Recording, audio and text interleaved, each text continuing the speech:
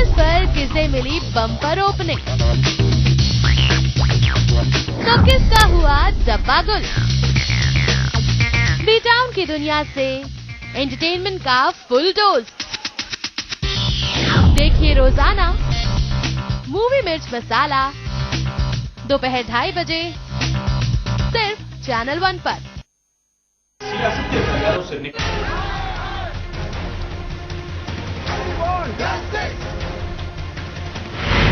जब देश में हो बदलाव की बयार,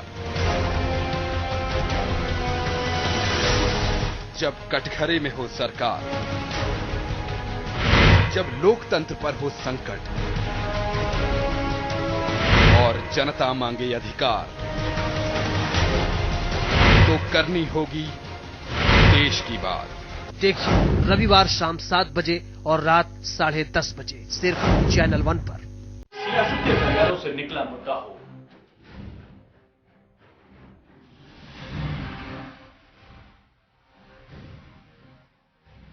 या फिर हो बाजार का उतार चढ़ाव, कानून व्यवस्था का सवाल हो, या फिर हो आम आदमी की आवाज, सरकार का रिपोर्ट कार्ड हो, या फिर हो विपक्षी पार्टियों के आरोप।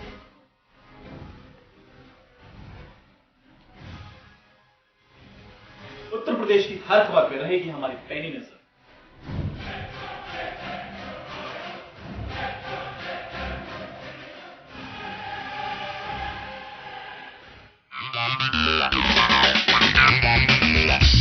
सितारों की गपशप, ग्लैमर का तड़का, बॉक्स ऑफिस पर किसे मिली बम्पर ओपनिंग? तो किसका हुआ डब्बा गुल? बी टाउन की दुनिया से एंटरटेनमेंट का फुल डोज देखिए रोजाना मूवी मिर्च मसाला दोपहर 2:30 बजे सिर्फ चैनल 1 पर।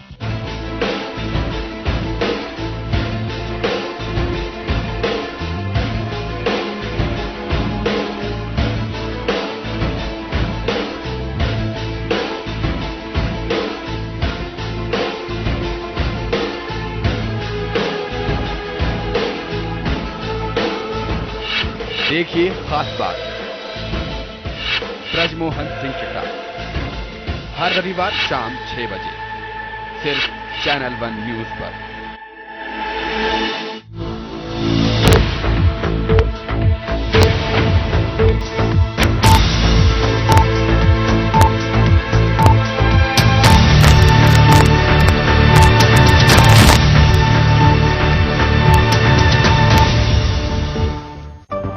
हेडलाइंस के प्रायोजक हैं केश के आयुर्वेदिक तेल, the king of hair oil. प्रधानमंत्री नरेंद्र मोदी ने मानसून और महंगाई को लेकर पीएम आवास पर की बैठक। 2 घंटे तक चली बैठक। कृषि मंत्री समेत 7 मंत्रियों ने रखी प्रेजेंटेशन। पेट्रोलियम मंत्री धर्मेंद्र प्रधान ने किया ऐलान, नहीं बढ़ेंगे एलपीजी सिलेंडरों के दाम, सब्सिडी वाले सिलेंडरों की संख्या और दाम में बदलाव नहीं।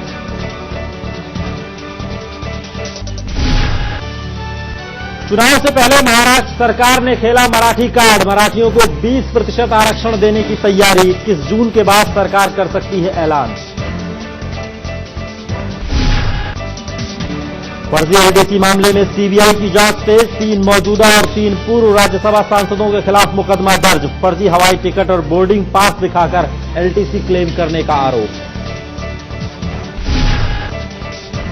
और मोदी सरकार के मंत्री निहाल चंद मेघवाल पर कांग्रेस ने उठाए सवाल। रेप मामले में आरोपी होने की वजह से कांग्रेस ने निहाल चंद का मांगा इस्तीफा। बीजेपी ने साधी चुप्पी।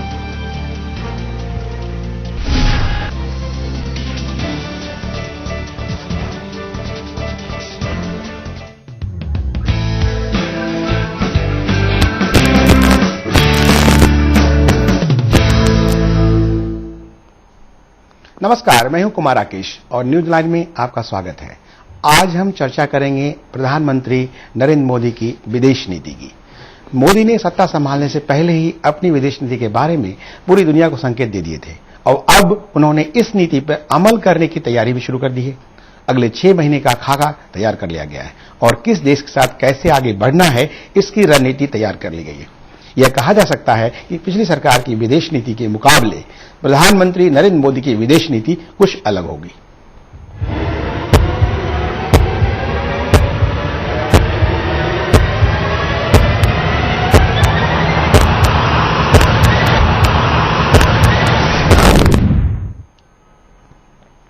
पिछले कई सालों में भारत की विदेश नीति बहुत ही ढुलमुल रही। यूपीए सरकार के कार्यकाल में लगा ही नहीं कि आखिर डॉक्टर मनमोहन सिंह करना क्या चाहते थे या कुछ इसका इक्का दुक्का बातों को छोड़ दें तो उन्होंने क्या किया वो अपने आप में विषय है। लेकिन ये मोदी का एजेंडा पूरी तरह साफ है, कैसे चलना है, किसके साथ चलना है, क्यों चलना है। चाल तो सकारात्मक दिख रही है लेकिन मोदी की विदेश नीति में कई ऐसे सवाल हैं जिसका जवाब दे पाना उनके लिए आसान नहीं होगा। पेश है एक रिपोर्ट।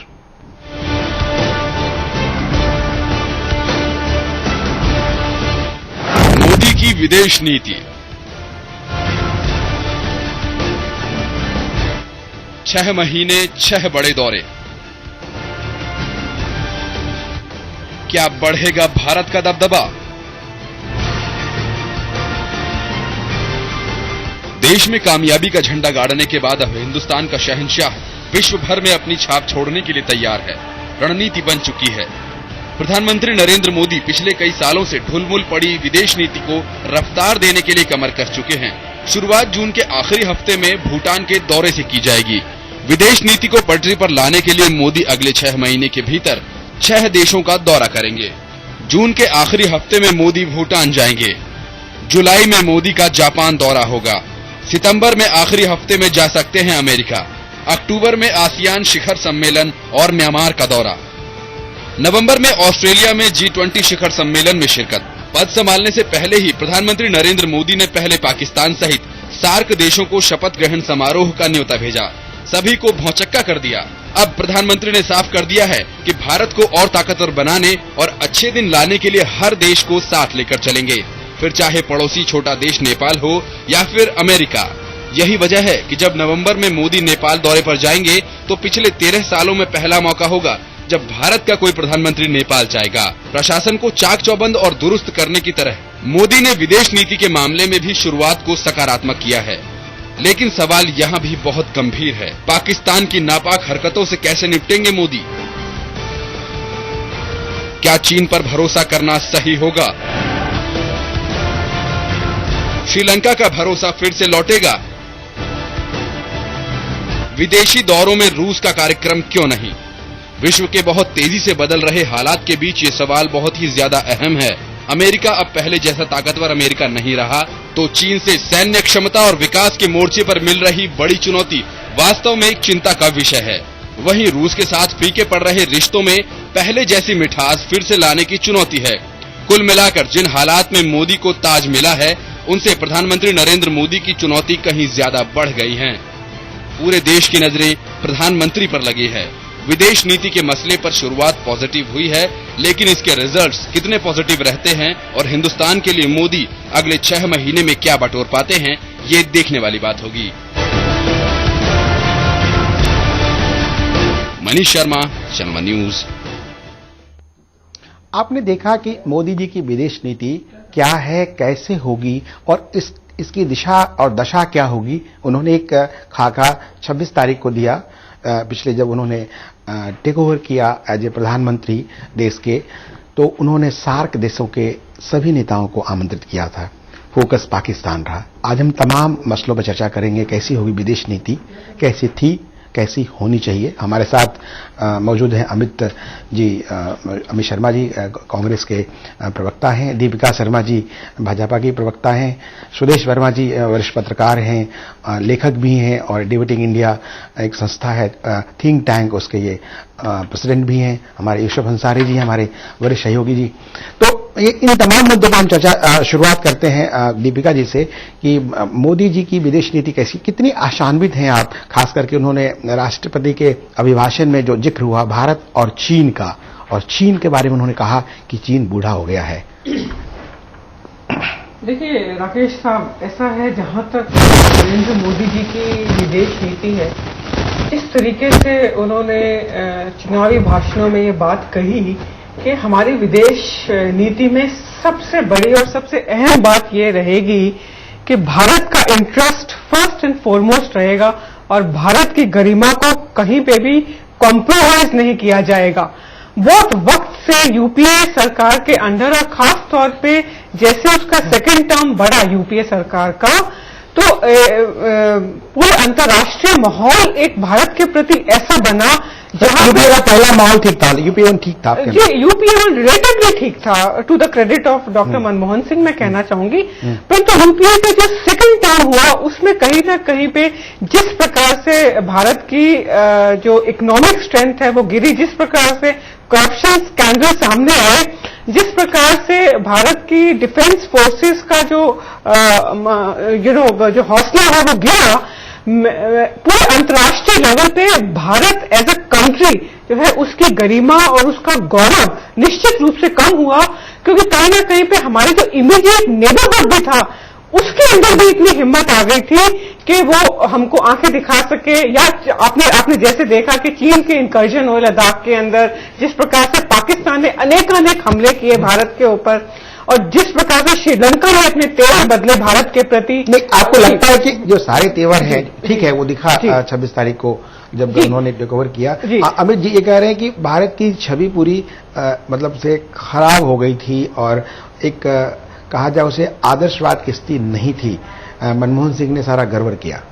देखिए ये सब बातें बेमानी है। अब तो आपके हाथ में सत्ता है और आपको नए इनिशिएटिव्स आप ले रहे हैं और लेने भी चाहिए। जनता ने आपको चुन के भेजा है तो किसी उम्मीद के साथ भेजा है। और जहां तक नरेंद्र मोदी की विदेश नीति का सवाल है, उन्होंने अपने शपथ ग्रहण समारोह में एक अच्छी पहल करी कि 4 देशों को बुलाया, उनके जो प्रतिनिधि थे उनको बुलाया, उनके साथ विचार विमर्श किया। अच्छा था, अच्छा डायलॉग था, वार्तालाप होनी चाहिए। जो भी हमारे पड़ोसी मुल्क है उनके साथ में एक संबंध स्थापित करना चाहिए और वार्ता से ही आगे के रास्ते खुलते हैं। अब रही बात यह कि आने वाले समय में क्या होता है, तो पहला करूंगा भूटान का है। भूटान हमारा पड़ोसी राज्य है और कहीं ना कहीं जैसा आपने चीन से संबंध की बात कही, तो कहीं ना कहीं चीन ये चाहता है कि भूटान को केंद्र बनाकर। आपने चीन का जिक्र किया और हमारे साथ चीन मामलों के विशेष जानकार, खासकर विदेशी मामलों जानकार विजय क्रांति जी फोन लाइन में जुड़ गए हैं। विजय जी, मोदी जी की जो विदेश नीति है ये आपको कैसी लग रही है? जब उन्होंने चीन के बारे में कमेंट किया, अमेरिका की बात है, अन्य 15 तारीख को जा रहे हैं भूटान जी। देखिए एक बड़ा नीतिगत और बड़ा क्वालिटेटिव चेंज हम देख रहे हैं। पिछले 50-60 साल से जो नीति खासतौर से चीन के प्रति अपनाई जा रही थी, उसमें पूरी, अगर बहुत बोलने में खराब ना लगे तो बड़ी एक दब्बू नीति थी यूपीए सरकार की, कांग्रेस सरकारों की चीन के प्रति। उसमें एक बहुत बड़ा परिवर्तन आया दिखता है। पहली बात तो ये कि आप देखिए कि चीन हमेशा भारत की विदेश नीति पर छाया रहता था, लेकिन इस बार मोदी जी का जो शपथ ग्रहण समारोह हुआ, ये कोई बहुत सामान्य बात नहीं है कि उसमें पड़ोस के सभी देशों के राष्ट्राध्यक्षों को बुलाया गया, लेकिन चीन को नहीं बुलाया गया। करीब 35-40 के आसपास थे विभिन्न कंट्री के लोग। और जो चीन के खासतौर से वहां कुल मिलाकर वहां के राजदूत को, जैसे 100-125 दूसरे राजदूत हैं, उनको उनकी उतनी ही जगह दी गई। तो ये कहीं दिखाता है कि भारत ने ये स्पष्ट किया है कि उसकी विदेश नीति में पड़ोस के साथ जो संबंध है, खासतौर से जो छोटे देश हैं, उनको महत्व देना है। ये एक तो अंडरलाइन किया है मोदी सरकार ने। दूसरा, जो वांग यी आए, जो कि चीन के विदेश मंत्री हैं, खासतौर से मुझे लगता है कि काफी जल्दबाजी में शी जिनपिंग ने उनको भारत भेजा, ये कहीं जताने के लिए कि भाई चीन भी आपका पड़ोसी है, चीन से भी बात करनी चाहिए। तो जिस तरह से उस यात्रा को हैंडल किया गया, वो कहीं दिखाता है कि भारत की जो विदेश नीति है वो मैच्योर हो रही है। इस बार कोई भी किसी तरह का मतलब चीन की बात तो सुनी, पहले मैच्योर नहीं थी। ये कहा जाए कि चीन के मामले में जो ही चीन का मामला आता था तो बड़ा इतना दब्बूपन होता था कि चीन जो भी आकर कह जाए उसे आराम से सुन लेते थे। यानी इस बार चीनी विदेश ने जो मंत्री आए, उन्होंने आर्थिक ये कहा कि हाँ, हमें आर्थिक संबंध बनाने हैं, और बॉर्डर जैसा डिस्प्यूट जो कि हिस्ट्री की एक देन है, हिस्ट्री का जो उनका कहना था कि baggage of old baggage of history, इसको हम रहने देते हैं। आपने जो विजय जी कहा